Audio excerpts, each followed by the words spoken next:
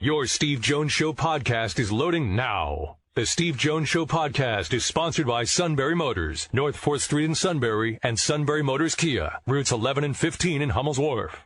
All right, it's that time of the year, and back in January, it was so great to see you, Joe. Joe Lunardi joins us. Joe, welcome back to the show, and let's get into your wheelhouse. Great to hear from you. Steve, thank you. Without you and Dick, I think I'd still be wandering around University City and, trying to find my way into the Palestra, which, when I was an undergrad, we would just usually lift each other up and climb through a window. Oh, see, that was always the running joke about Rec Hall. Nobody ever really knew what the attendance was because everybody knew doors they could get in. Not today. And I don't know, I can't confirm this, but I thought someone told me years ago when I was coming up there, the games at Rec Hall in your Atlantic 10 days, that it was the same architect as the Palestra. It is exact same guy. Because it sure looks it.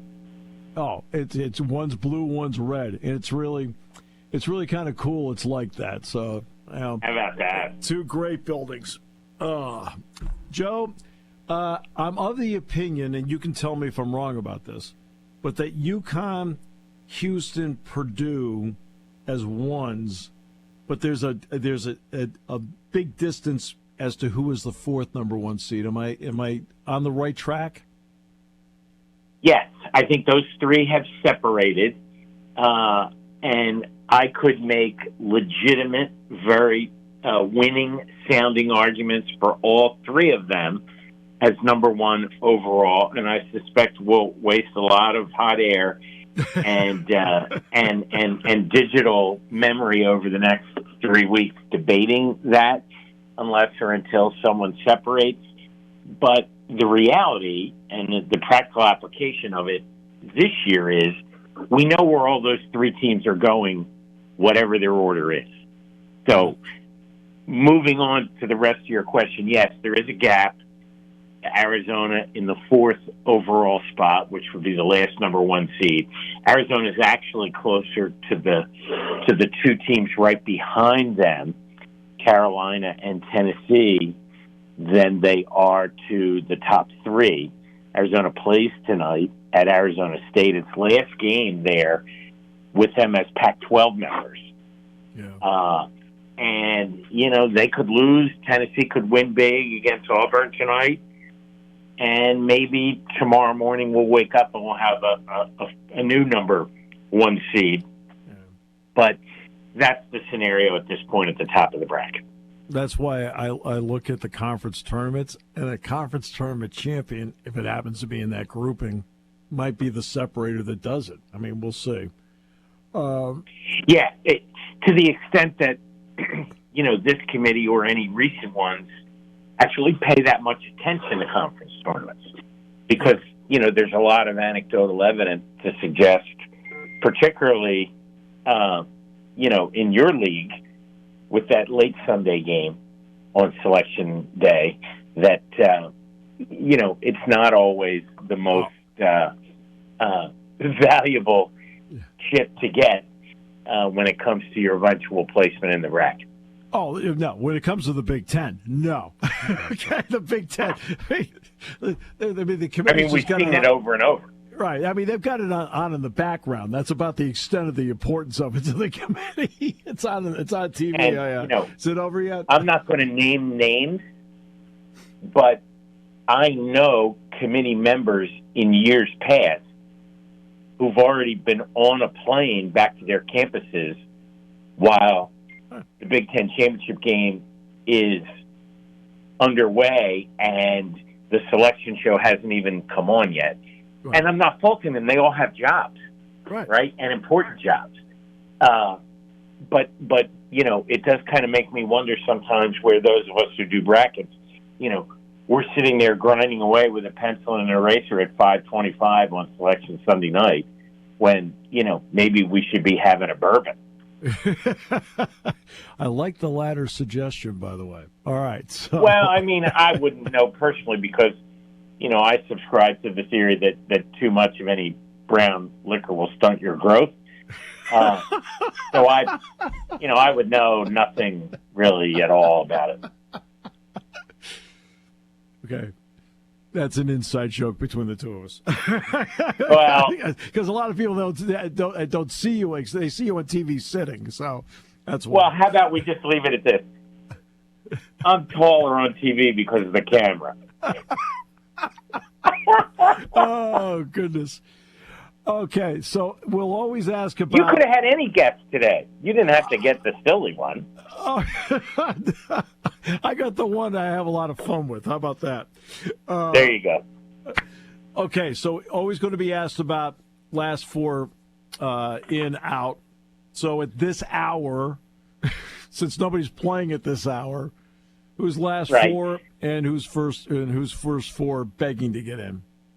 Yeah, at the moment, and we do have a new bracket up today, so I should probably follow that. Last four in order: New Mexico, Providence, Virginia, Gonzaga. Providence, Virginia, both playing tonight on the road. And then first four out: Villanova, Colorado, Texas A&M, and Utah. Colorado and A&M both playing tonight, both at home. Virginia is an interesting case.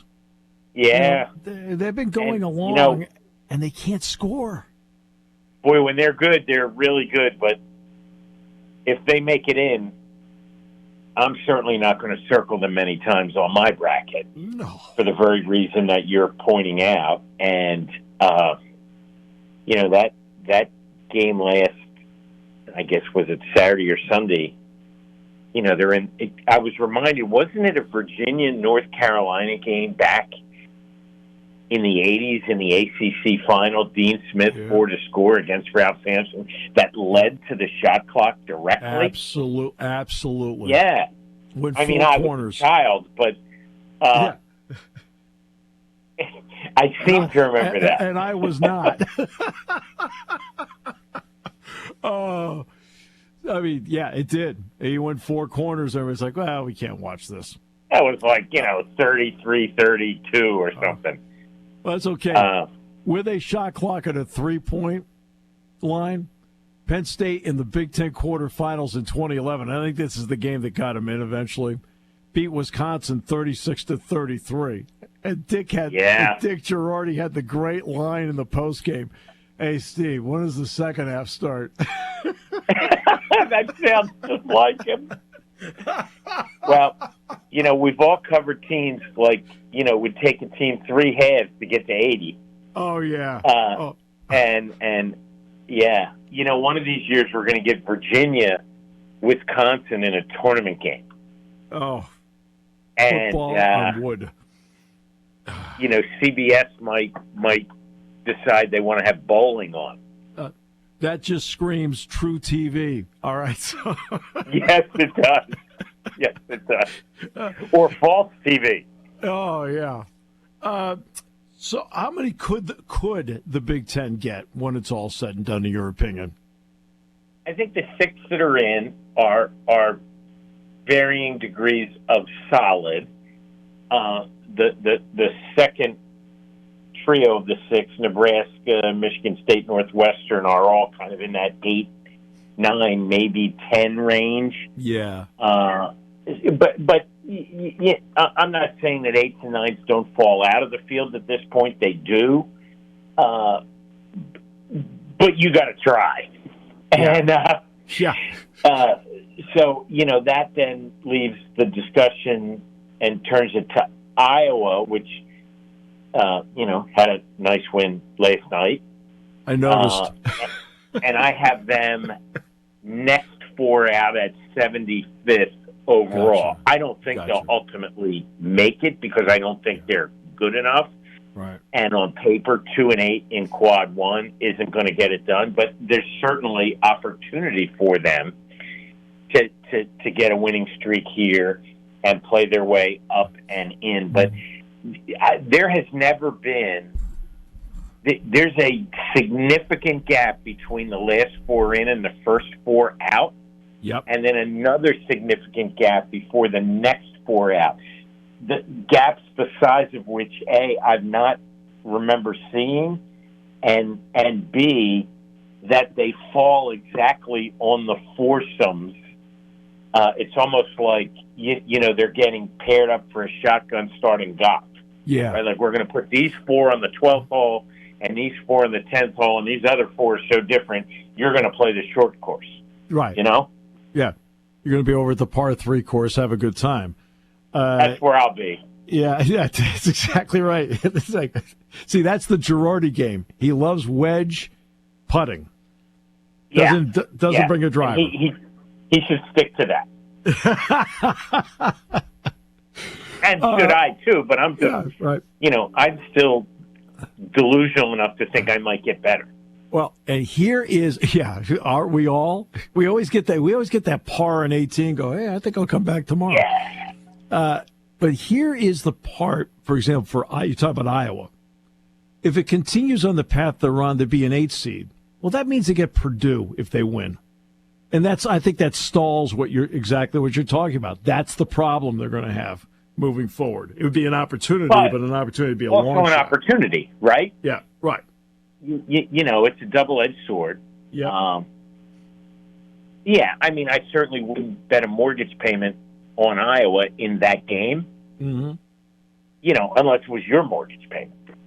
Well, of course you would. That's one thing I've always admired about you. When it came to anything I had, you were always willing to bet it. I always felt that was a solid strategy. Well, we all have our fathers to a degree on our shoulders here. Yeah. And mine always said, Joseph, that's why they call it gambling. Oh, yeah.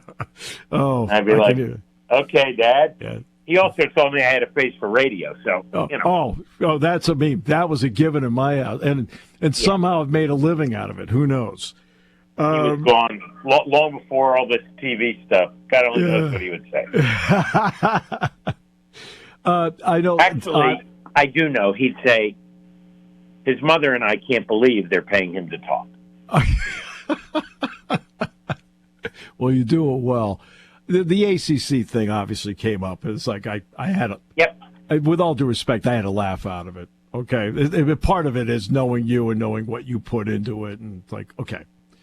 But how many... What did I say exactly? Like, I'm still trying to figure that out. You didn't say anything, okay? You literally just gave an analysis at this hour what you thought. It didn't mean it didn't change. Right? And now apparently, like, I've spoken ill of their recruiting and I should stay in my lane and blah, blah, blah. I think I was simply asked, having pointed out the pretty significant drop-off in seeding for ACC teams in recent years, I was asked what I thought caused that. And I think I said they probably don't have the same number of really good players. Yeah. Okay. But they can recruit whoever they want, but look, whenever these things happen, I generally, I should just be quiet, keep my powder dry, and wait for Selection Sunday because it all kind of comes out in the wash. But the reality is the number of people non-publicly coming after me with ACC affiliations, and again, not naming names, makes me want to go on the air and say, stop whining. And I do have a breaking point, and it might be soon. Right, and I understand. But they are whining. Right, but people don't They're understand. They're not as good at basketball. Right. Like, it's not a perception problem. It's a basketball problem. When you averaged more than one number 1 seed for 2 decades, and then go 5 years without one, when your best seed in the tournament in 2 of the last 3 years is only a 4, that's not perception. That's not gaming the net. This is not like the single bullet theory in the grassy knoll. Right. That's performance at basketball, period. But you're not sitting there and putting a conference against a conference. You're comparing No. you're comparing Virginia and what they've done to this hour versus Utah and what they've done to this hour. It has nothing to do with what conference they're in. It depends on correct. I mean, it's about the opponents that they play along the way, and of course, the vast majority are conference opponents in the Pac-12, and the vast majority are ACC opponents. I got that part, but that's what it comes down to. What's the overall body of work? And it just turns out that there aren't as many ACC teams' body of work that's good enough to get home. Yeah, and I mean, look, sometimes expansion's a good thing. The Big 12 has added the number one team in the country. Yeah. Okay? The ACC has too many non-factors now, and it's not about to get better. No.